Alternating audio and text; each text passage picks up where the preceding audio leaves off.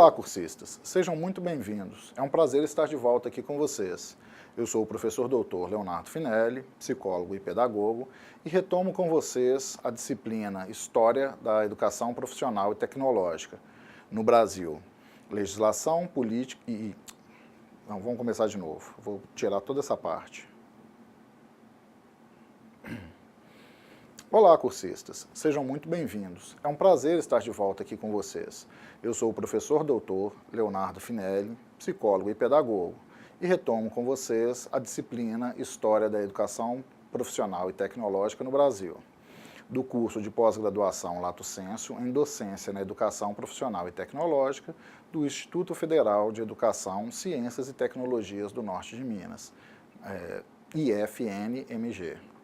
Em sequência à nossa formação, discutiremos a EPT no Brasil. Para tal, faremos um breve percurso histórico da legislação que autoriza e implementa a educação profissional tecnológica e, em seguida, avançaremos para uma discussão sobre como ela se apresenta em seu cenário atual. Solicito que, durante as aulas, vocês estejam munidos de papel e caneta para quando surgir alguma dúvida, vocês anotarem e depois postarem no nosso fórum Tira Dúvidas. Ok? Alguma dúvida? Então, passemos à apresentação. Bom, então estamos na pós-graduação Lato Sensu de oferta própria do Instituto em Docência na Educação Profissional e Tecnológica. Ela é coordenada pela professora doutora Priscila Caires Santana Afonso. Estamos na disciplina História da EPT no Brasil, Legislações e Políticas Públicas, e eu sou o professor doutor Leonardo Augusto Couto Finelli. Essa pós, ela é na área de educação, na modalidade de educação à distância, e tem a forma de oferta na metodologia de educação à distância, com duração de 15 meses, uma carga horária total de 480 horas e um número de vagas de 150, divididas em 3 turmas. Então, pensando no panorama histórico e perspectivas da EPT no Brasil, a gente tem que a legislação brasileira atual inclui a EPT em cursos de nível médio e pós-médio, direcionados para preparação para o trabalho, sejam eles no tipo integrado, que inclui a formação profissional no ensino médio em um curso único, concomitante, onde a gente vai ter 2 cursos acontecendo ao mesmo tempo, ou subsequente, onde a formação profissional ocorre após a conclusão do ensino médio, assim como cursos superiores de tecnologia e cursos de formação inicial.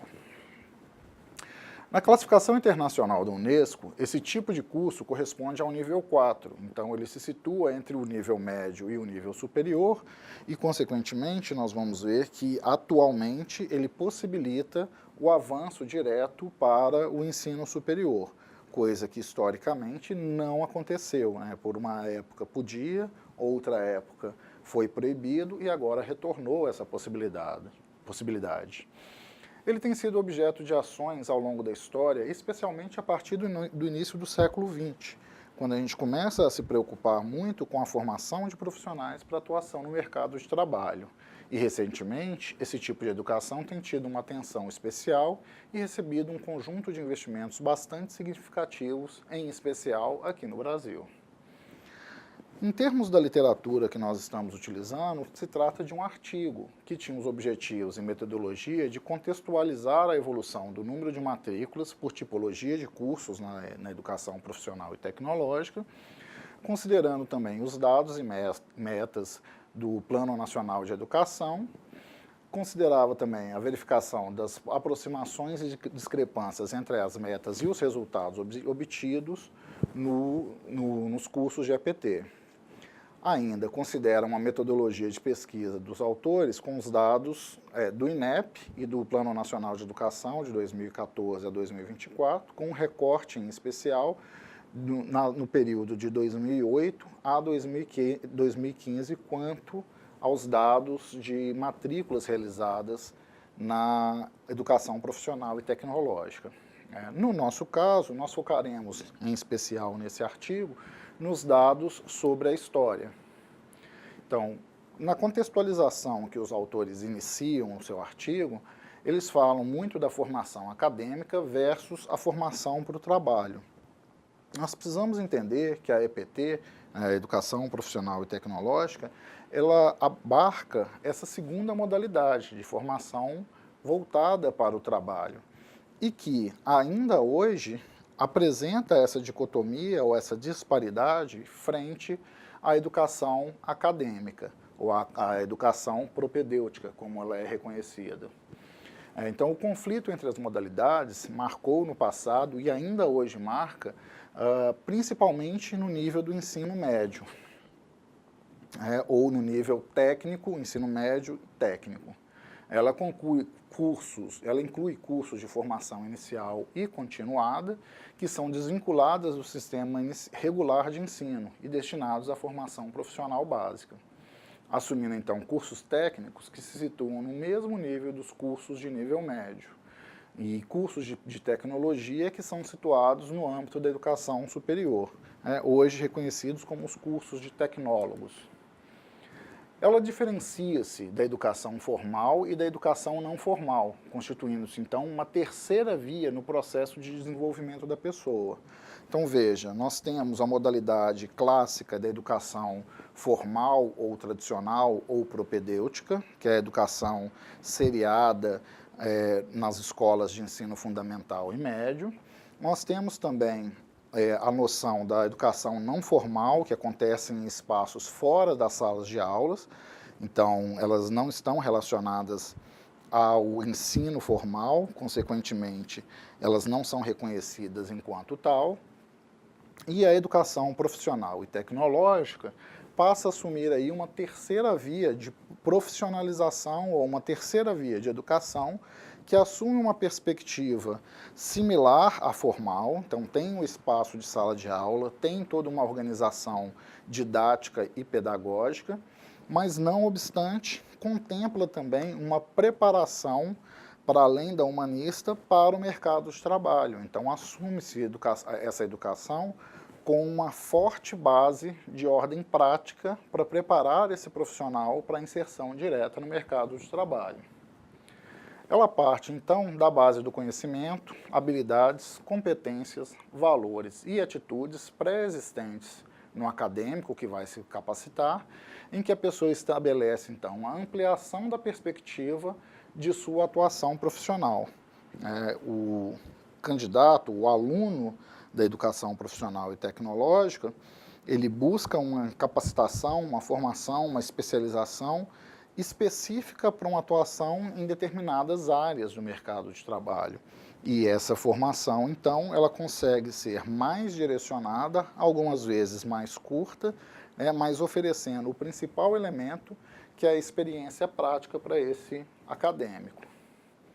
Então, o ensino profissional deriva do contexto que considera, primeiro, a educação formal e sistemática, que a partir da Idade Média deu origem aos colégios e universidades. Então, tem esse elemento formal e sistematizado da educação. E, segundo, o ensino progressivo e não sistemático, ou pouco sistemático, destinado à aprendizagem de ofícios através de mestres e aprendizes, assim como também o ensino industrial. Ou seja, o ensino profissional assume duas perspectivas que habilitam esse aluno tanto a dar sequência numa formação tradicional clássica, em termos, por exemplo, de progressão para o ensino superior ou para a pós-graduação, em função da sua formalidade, mas também assume uma perspectiva de inserção direta no mercado de trabalho, a partir desse elemento progressivo de capacitação para o ofício. A expressão educação profissional constava no artigo 39 da LDB de 1996, que foi integralmente alterado pela Lei 11.741, de 16 de julho de 2008, a qual incluiu a denominação educação profissional e tecnológica, e a integração de outros níveis de modalidade da educação. Então, anteriormente à LDB e anteriormente a essa resolução de 2008, para ser mais específico, essa lei de 2008, nós falávamos de educação profissional.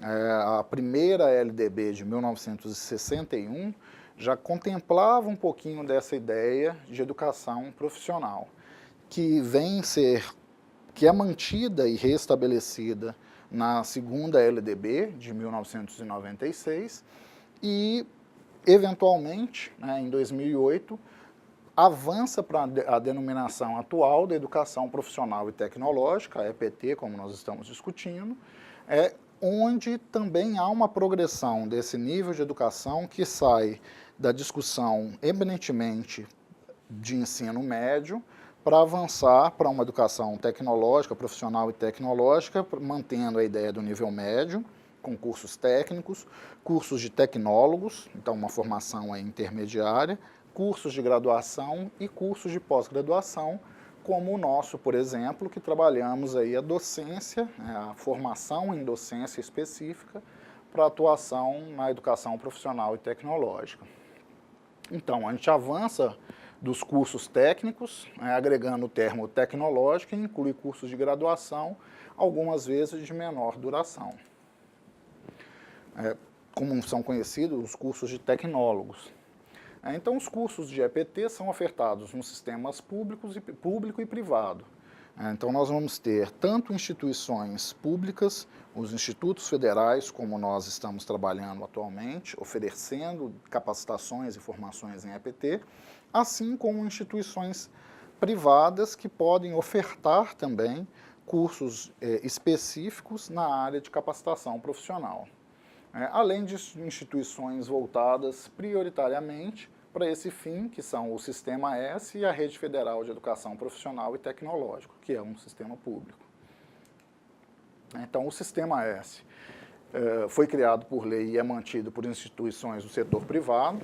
Então, a gente está falando aí necessariamente do Serviço Nacional de Aprendizagem Industrial, poucas pessoas conhecem esse termo, mas é o SENAI, como popularmente conhecido, assim como o SENAC, que também é popularmente conhecido, que é o Serviço Nacional de Aprendizagem Comercial, entre outros, que são públicos, então recebem um financiamento do governo e que oferecem capacitações específicas para a atuação, no caso do SENAI, na indústria, no caso do SENAC, na área comercial ou no setor comercial, assim como outros oferecem cursos específicos para suas áreas de formação.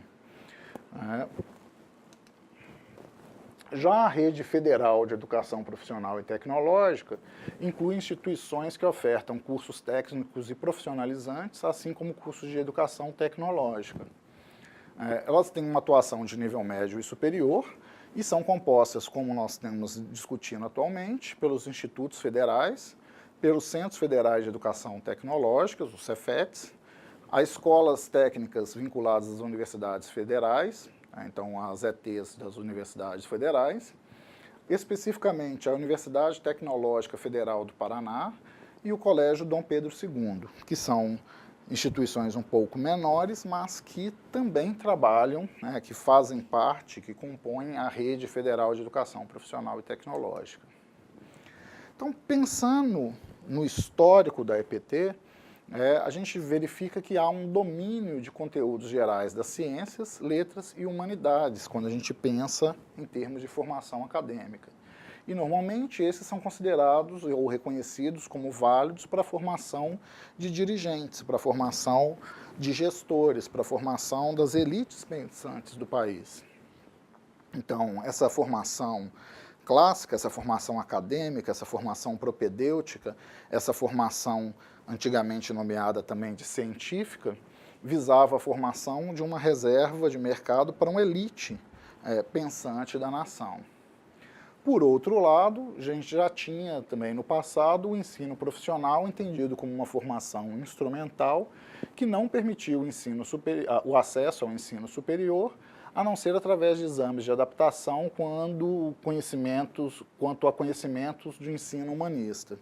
Ou seja, a maior parte das vezes eles não levavam a uma habilitação direta para o aluno avançar para o ensino superior, ou caso o aluno assim o desejasse, ele precisava fazer uma prova de equivalência, uma avaliação de equivalência, com um estudo de maneira autônoma quanto aos conhecimentos de ensino humanista para avançar para o ensino superior.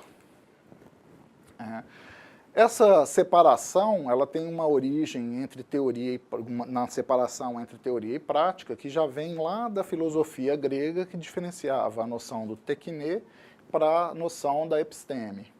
Então, a tecne indicando uma capacidade de produzir algum objeto por meios racionais relacionada ao artesanato ou à arte, que leva posteriormente a essa ideia de tecnologia, incluindo os objetos realizados a partir da criatividade, do conhecimento, da prática e da experimentação.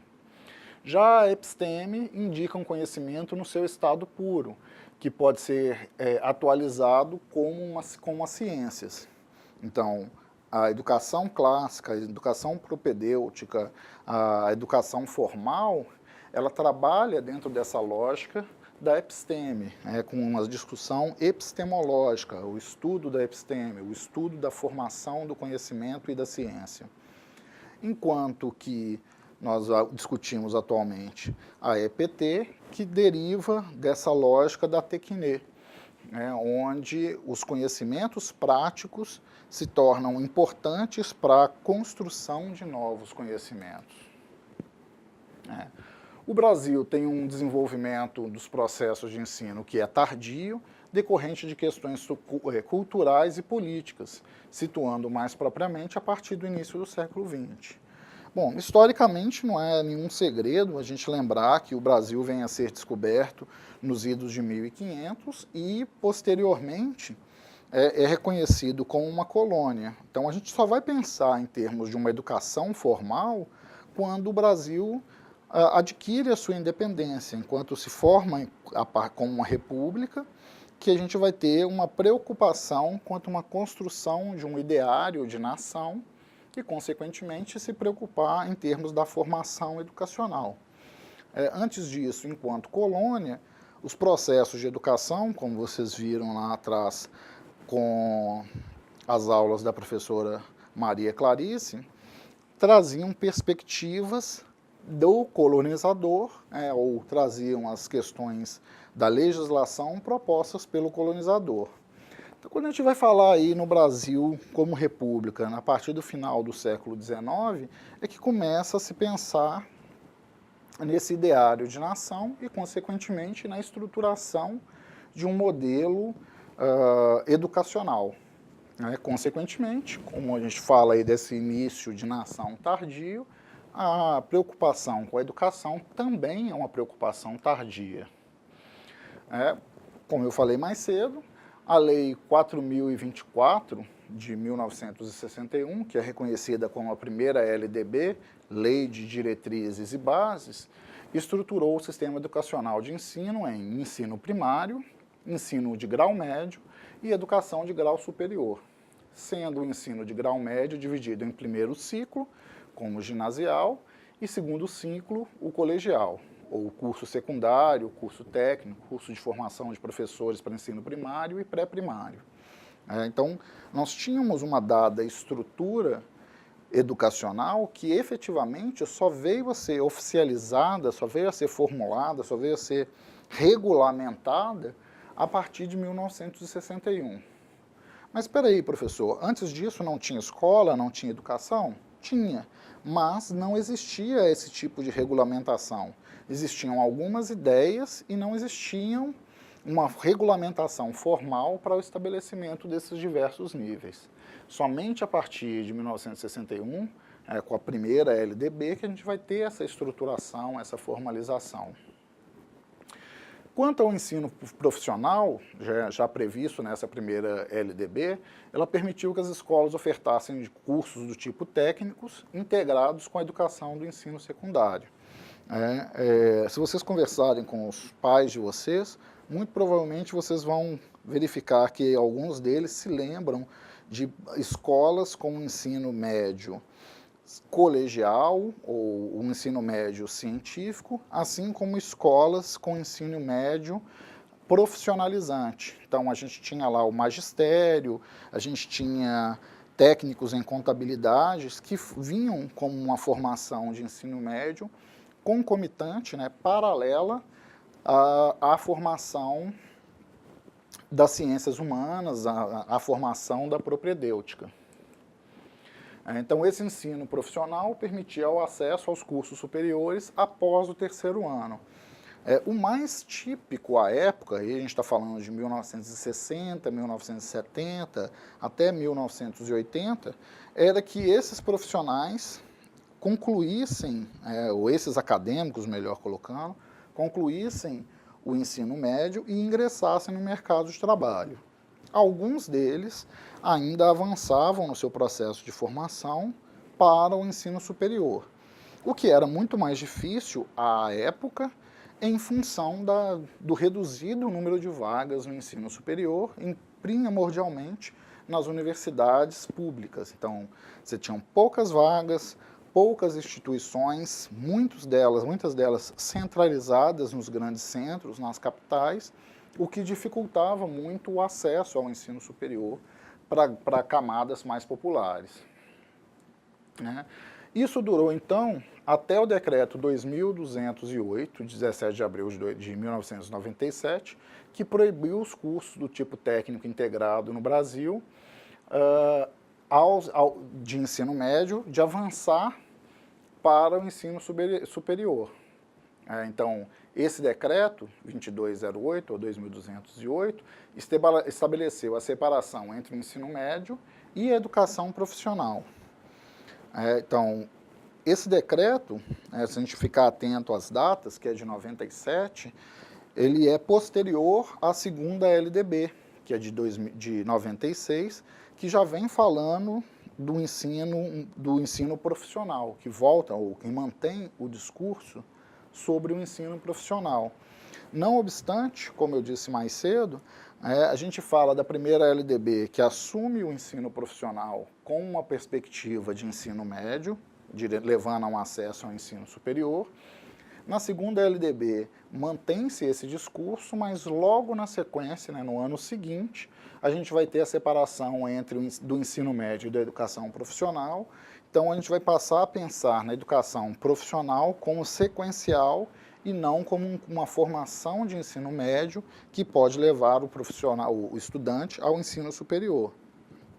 Ela vai ser muito mais uma complementação que prepara para o mercado de trabalho, caso o aluno já tenha um ensino médio, ou uma preparação para o mercado de trabalho, caso o aluno tenha meramente uma educação de ensino fundamental, mas que não o habilita a avançar para o ensino superior.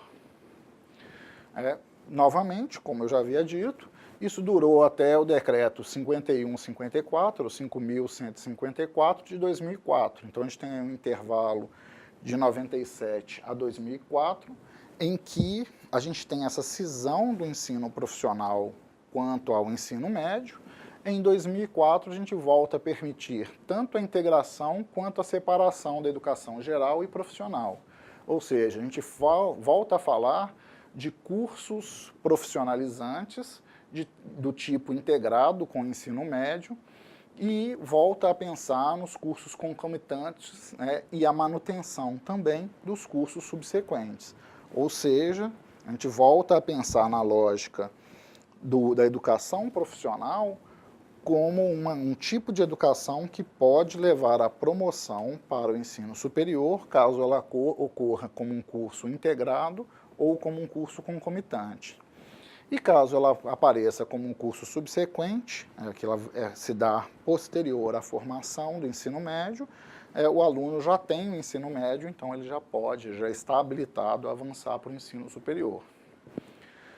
Normalmente, essa ação leva à criação dos institutos federais. A gente vê que, posteriormente a esse decreto de 2004, a gente vai ter a formação dos institutos federais, que vai acontecer, ou que vai ser formalizada pela Rede Federal de Educação Profissional e Tecnológica, a partir de 2008, que vai se especializar na oferta de cursos profissionais e tecnológicos, então cursos técnicos, tecnólogos, e ensino superior e pós-graduação, a partir de 2008.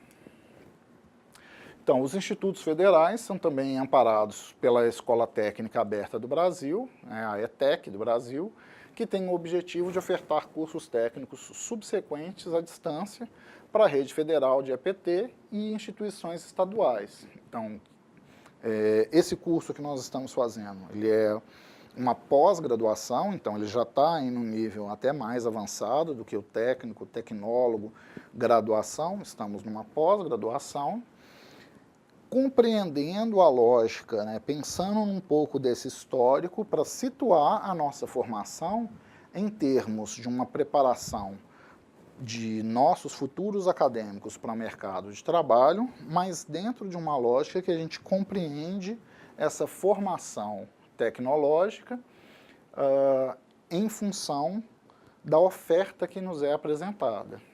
Avançamos aí para o segundo texto proposto para essa segunda semana de aula, Educação Profissional e Tecnológica, Análise e Perspectivas, da LDB de 96, a CONAI de 2004.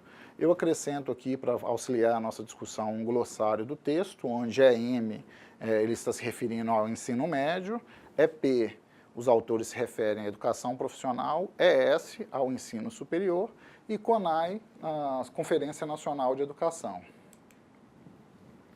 Então, nesse texto, os autores também discutem um pouco do histórico da formação da EPT, eles são um pouco mais meticulosos, podemos dizer assim, em termos de reconhecimento de legislação, apesar deles partirem já da LDB, né, Lei de Diretrizes e Bases, de 1996. Então, eles esmiuçam um pouco melhor a discussão da educação profissional a partir dessa resolução. Lembrem-se que no texto anterior eles falavam lá da primeira LDB de 1961 e vão avançar com a discussão reconhecendo muito mais decretos, emendas, leis, resoluções que são posteriores à segunda LDB. Então, a segunda LDB de 96, ela trata especificamente da educação profissional nos parágrafos 2º e 4º do artigo 36, assim como no capítulo 3º, né, ou no capítulo 3 da educação profissional. Lembrem-se que ela ainda não fala de educação profissional e tecnológica, mas meramente de educação profissional, que posteriormente vai ser reeditado esse termo em educação profissional e tecnológica. Então, a LDB define de uma forma bastante simples, pouco clara, pouco direta, os princípios da educação profissional no Brasil, nesses artigos e também nos artigos 39 a 42. Então, apesar dela ter aí um capítulo específico à educação profissional, ela carecia de muitas definições que não estavam presentes nessa lei. E a partir dessas definições pouco claras, elas foram sendo complementadas de forma definitiva por meio de legislações complementares, por meio de decretos, resoluções que são complementares à legislação em função da necessidade da sua aprovação no período do ano de 1996.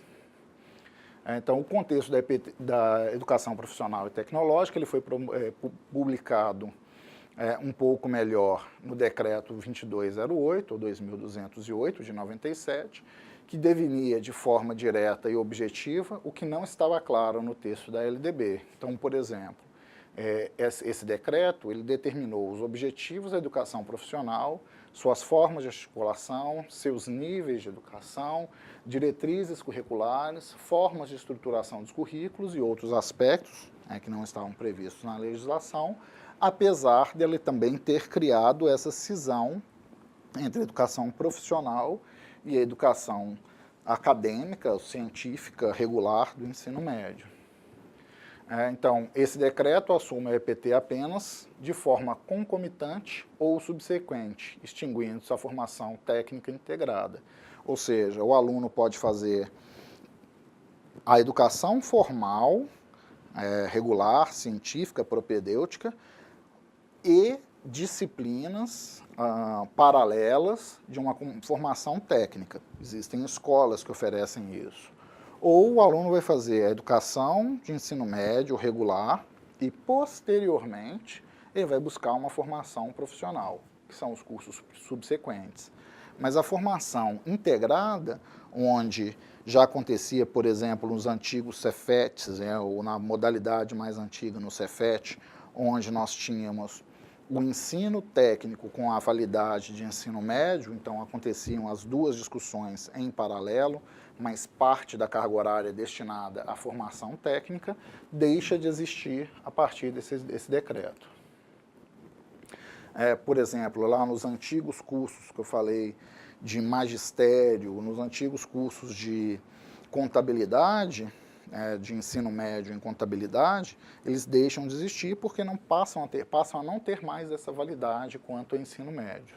Precisavam, então, de ser cursos subsequentes.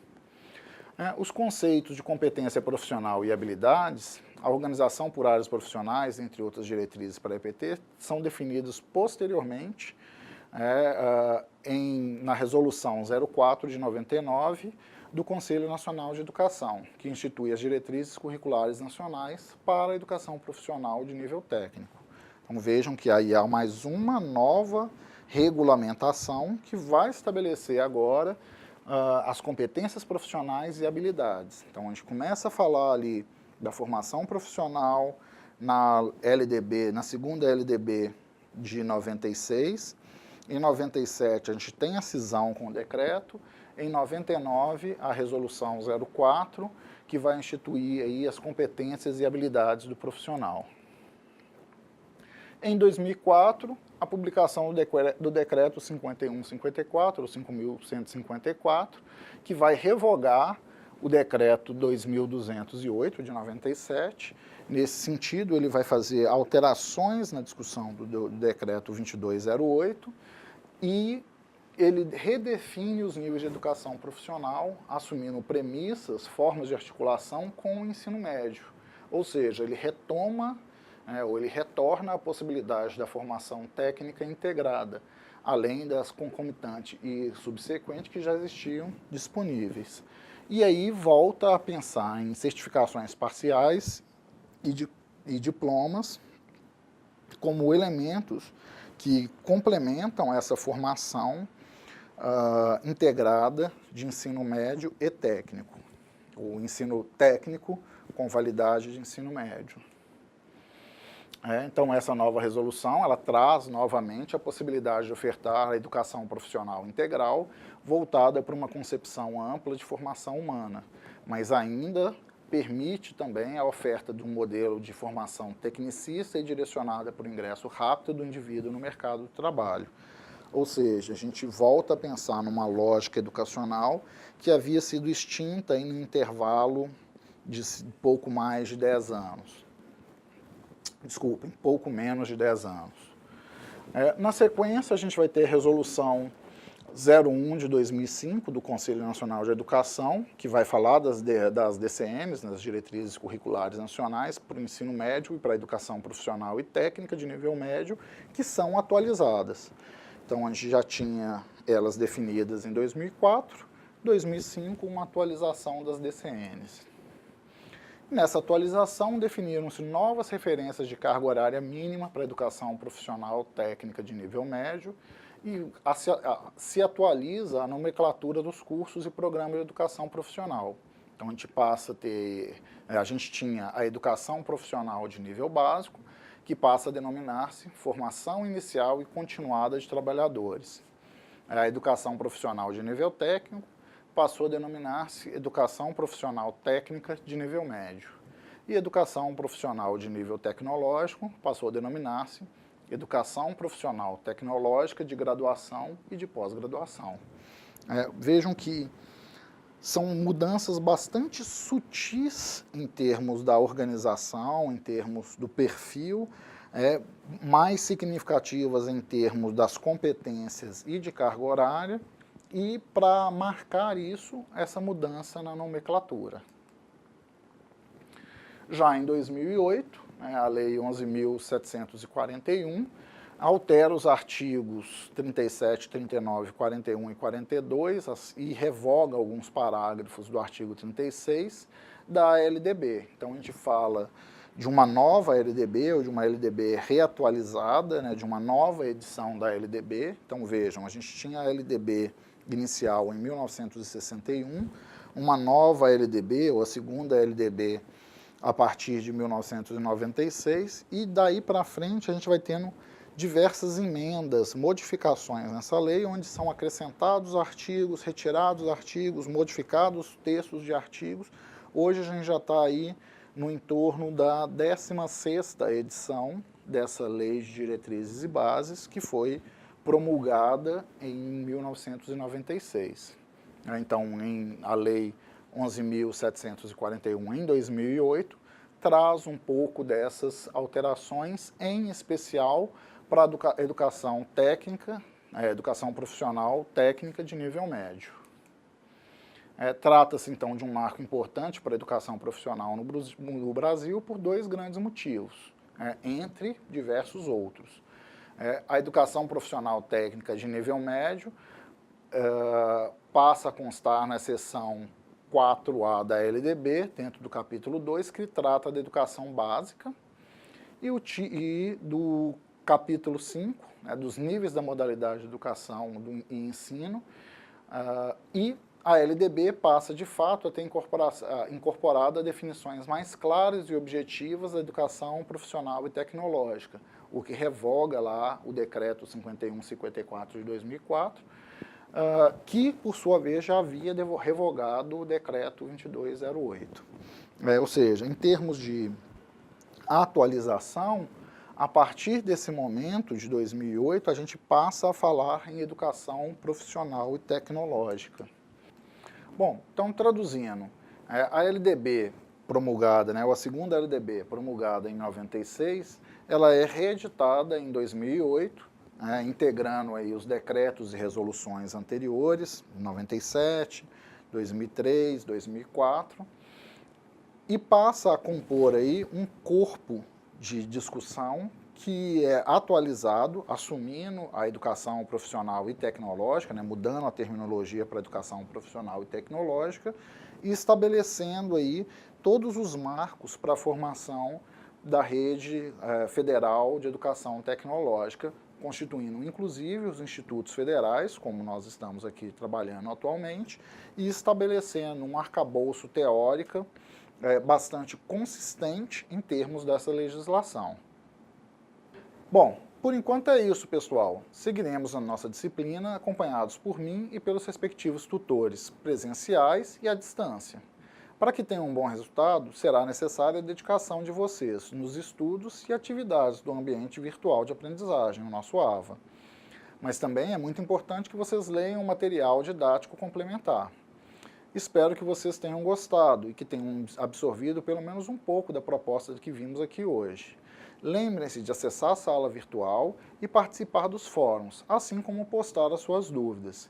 E não se esqueça que os estudos do material proposto, Por enquanto é isso. Desejo sucesso e nos encontramos na nossa próxima aula.